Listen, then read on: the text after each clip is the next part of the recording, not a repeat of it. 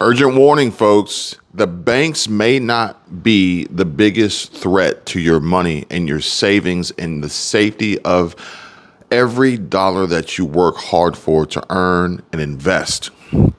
It could possibly be this threat right here that we are all carrying around in our pockets every single day. And one of which that promotes and touts this high level of security and privacy and protection. But maybe that will work against you in an instance where a woman who got locked out of her Apple account minutes after her iPhone was stolen and had $10,000 taken from her bank account says that Apple was not helpful at all. Now, folks, I'm going to ask that you please give this video a like to support it and promote it in the algorithm. I really would appreciate that, as well as subscribing to the channel, turning on your notifications, and checking to see if your notifications are still turned on, even if you're a previous subscriber, because apparently a lot of subscribers are telling me that their notifications have been turned off or they've even been unsubscribed without their consent. Additionally, please share this video with friends, family to be helpful, knowledgeable, educational, and informative to help them and protect them from these possible threats, as well as comment down below with any comments, questions, or concerns. Let's please be respectful of one another. And also notice that there could be some fake accounts in the comments that copy my avatar, but they're trying to text you or WhatsApp you. They're trying to invest money for you. They're trying to tell you that you've won a prize to a contest that you haven't entered. Ladies and gentlemen, I'm here to tell you that it's not me, and odds are it's probably a scam, and I would be very wary about communicating with these people. And the idea of getting something for nothing is it's a pipe dream, folks. But we can see here from Business Insider that Reyhan Ayas from Istanbul got locked out of her Apple account after her iPhone was stolen last year. And this is really alarming because there's also a growing problem with the banks and their ATMs and their protections and this new tap feature at these ATMs using this tap feature on your card to gain access to people's accounts at ATMs and wipe their accounts clean, withdrawing tons of cash out of the bank with really no support and no recourse from the banks, and also PNC banks dispensing cash money with blue dye on it that is virtually unusable, and the banks are not looking to provide any help or support.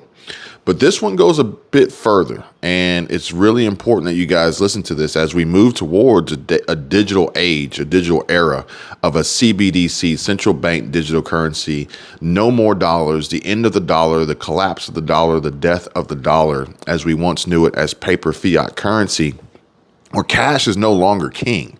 And now we are subjected to this digital currency that we must use through FedNow or ISO 20022 or CBDC or whatever it may be. Maybe if we're lucky, we can end up like Montenegro and use XRP, use Ripple Labs XRP blockchain. However, in this particular situation, Reyhan Ayas says that Apple was not helpful at all after $10,000 was taken from her bank account. And it says that in Manhattan, in November, a man snatched her phone and ran off with her phone. She said that Apple was unhelpful when she tried to regain access to her account. And it all falls apart very, very quickly.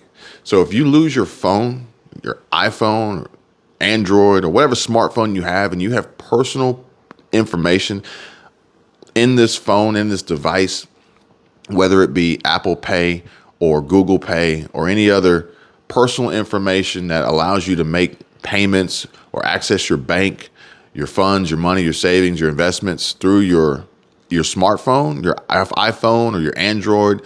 I'm on an S23 Ultra that I just upgraded to. My daughter's on an iPhone 13 Pro Max.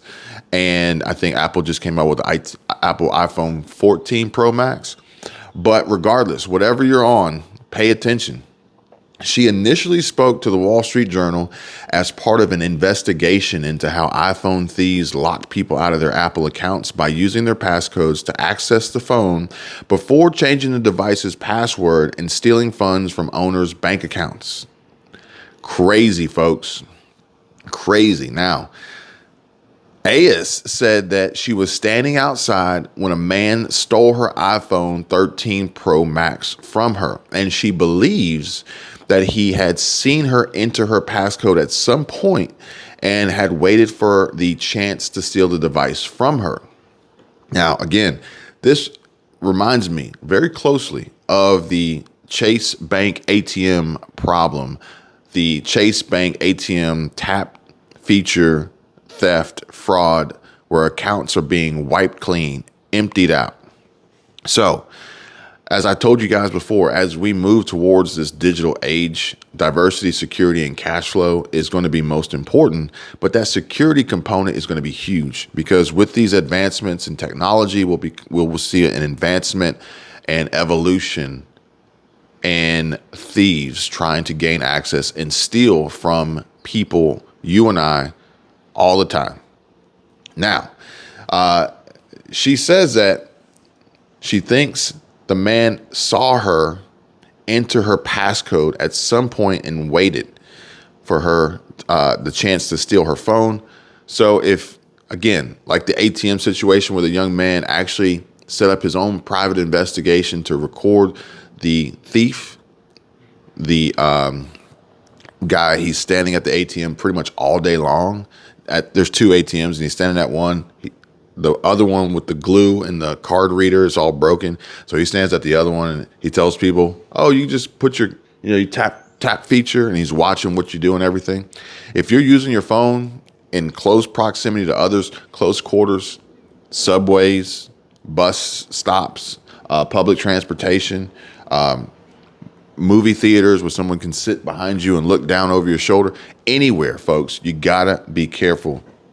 And perhaps maybe even consider using some form of biometric security like a retina or facial or a fingerprint, or maybe even the swipe password. Instead of typing the numbers, the swipe might be harder to track.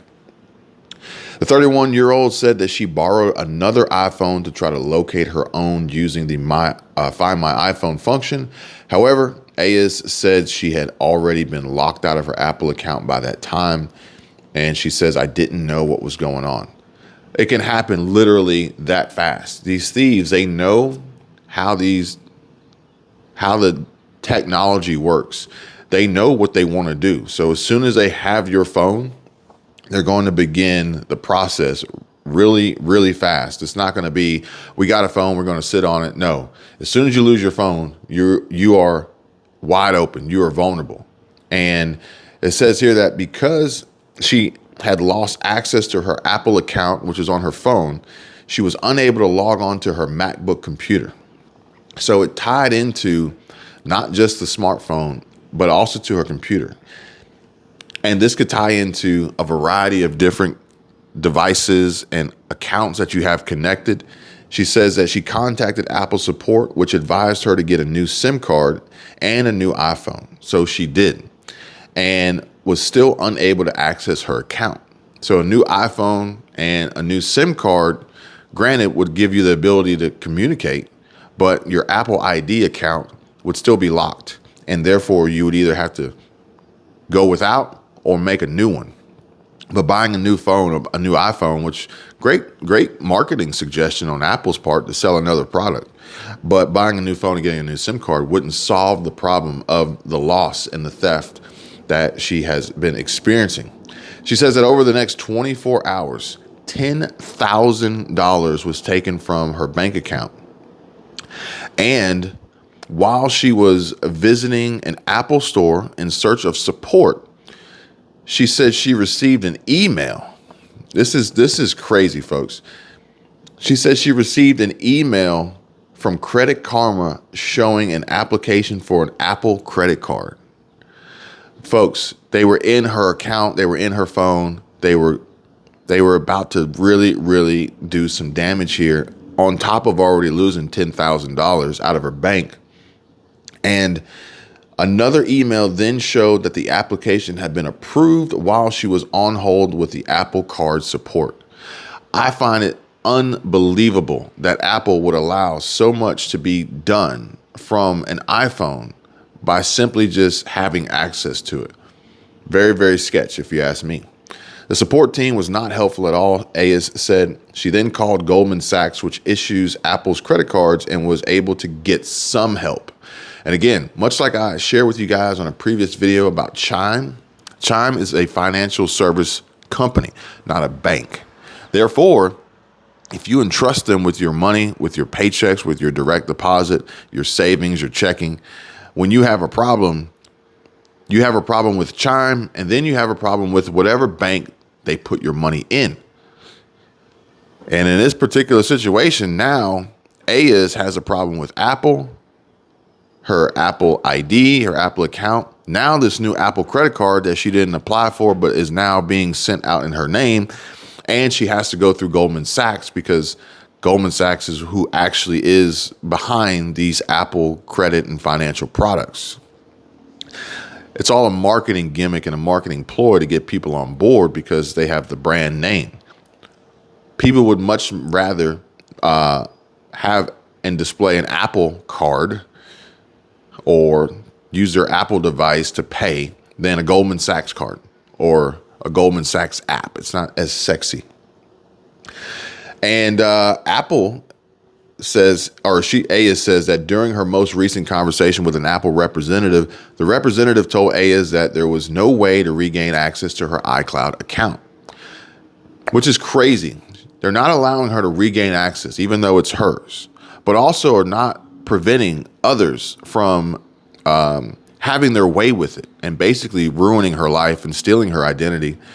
Apple takes a lot of pride in being like a closed security environment, but they rarely talk about if someone gets into that closed security environment. It is also closed to the people who own the account, according to Ayes, and she said it can absolutely turn against you.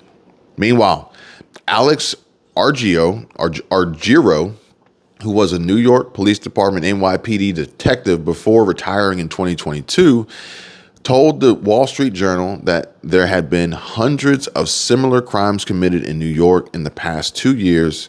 And once you get into the phone, it's like a treasure box, he says. There have been reports of similar crimes in Austin, Texas, and Denver, and Boston, and in London. And an Apple representative told the Journal that the company believed these crimes were rare because the thief would need both the device and the passcode, and that Apple has account recovery policies to help prevent bad actors accessing users' accounts.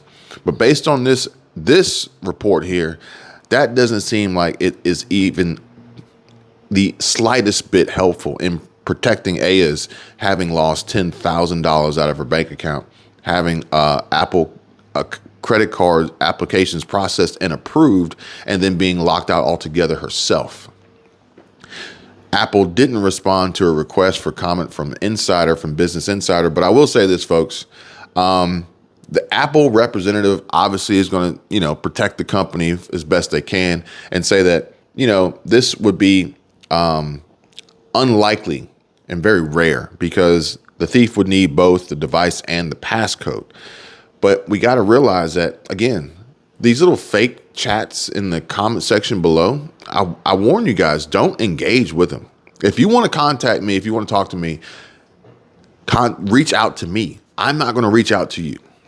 The closest you get to me reaching out to you is me uploading 1 or 2 or 3 or 10 videos a day, depending on how I feel. But I'm not going to try to get you to text me or anything like that, okay? And some of you guys probably even email me and haven't even received a response yet because I just don't have time to respond to every single email that I receive. But the simple fact of the matter is they are phishing. They want your information. They want to know your birthday. They want to know your address. They want to know your zip code. They want to know, your favorite food. They want to know the questions that are typically asked when trying to restore a forgotten password. Folks, these are all tricks, strategies that are used to deceive those who will get snowed by the brand. They'll look at the Apple logo and feel good about it. They want to use it instead of going to Goldman Sachs, and they'll feel protected because Apple tells them that. But also not realizing that if they were contacted by Apple and it was a fraud, they would trust it because they love Apple. They trust Apple. They love the brand. They like it. It's flashy. It catches them off guard. And the same will happen in the comments with not just my videos in the comment section that I see, although now I do have some help and some support because Bupe is helping to keep and manage these comments to try to keep and prevent this from being a problem. And I really do appreciate that. Thank you, Bupe. But also other channels and other creators who don't have that in place. And it can happen on any channel. I've seen them. Folks, you got to be aware, especially now, especially today. No one's out here giving away money for free. Nobody out here is going to help you invest for free and make you a millionaire overnight. It's not going to happen. And with that being said, I need to make another video about that because I just came across a video that shared how to make your first $10 million. And it was as simple as 5 steps that resemble a video game. And I want to share that with you guys and be a little bit of a devil's advocate on both sides of ways of making money and ways of being tricked into believing that you could make that money, and being able to understand and identify the difference and how to use both to make money. If you guys are interested in that, comment down below. Give the video a like. If there's enough likes and comments and interest in that, I'll be sure to make that video next. But more importantly, protect yourself, protect your money, protect your accounts, protect your personal identity. This is going to be huge, folks. We're going to see more of this. I promise you. Much like the other research that I have done in the past and the indications leading forward to where we are today and my predictions, I can promise you we're going to see more of this in the future. Far more elaborate ways and methods of trying to gain access to your accounts and stealing your money, stealing your identity, holding you hostage, forcing you to pay to get your life back. And it's only going to get worse as this technology improves and advances, as we will see even more added legislation and push from lawmakers to maybe even try to keep this at bay, like we've seen with cryptocurrency, decentralized currency, Ripple, XRP, SEC battle. It's going to be a big deal. We can make it through this, but we got to be smart. We got to be educated. We got to have this information. We have to understand it. We have to process it, and we have to act on it too. So the next time you get a suspicious message or a suspicious comment reply or suspicious email or phone call, think about it. Let's start asking some probing questions to quickly decide and determine whether or not you are who you say you are. Or maybe I'll call you back. Maybe I'll call back the headquarters and dial in and see if I can get where I need to be, as well as maybe putting some of these screen protectors on your phone that shield the field of vision so that people can't see what you're typing exactly, and increasing our level of security, updating our passwords, adding 2-factor authentication, the whole 9, folks. If you're walking around today with a cell phone, a smartphone, an iPhone, an Android, whatever it may be, without a password or passcode on it, you're opening yourself up to potential risks and dangers. If you're leaving your handbags, your purses in your cars, on your center console, on your front seat while you go into the store to go shopping, I don't care if you feel like you're in a safe neighborhood, you're opening yourself to risk. Folks, we got to be smart. We got to be diligent. You don't want to lose $10,000 in a day. You don't want to lose your access to your own personal identification. You don't want to lose your cell phone, your smartphone, and you definitely don't want to have someone out there applying for credit cards and being approved for them on your behalf, on your credit, and then them using them for shopping sprees that you'll be left holding the bag on and having to pay the bill, potentially destroying and ruining your credit, maybe even driving you to bankruptcy. Folks, come on, Use your head. Be smart. I appreciate you guys watching. You guys take care. Be safe. Be kind to one another. I'll see you guys real soon.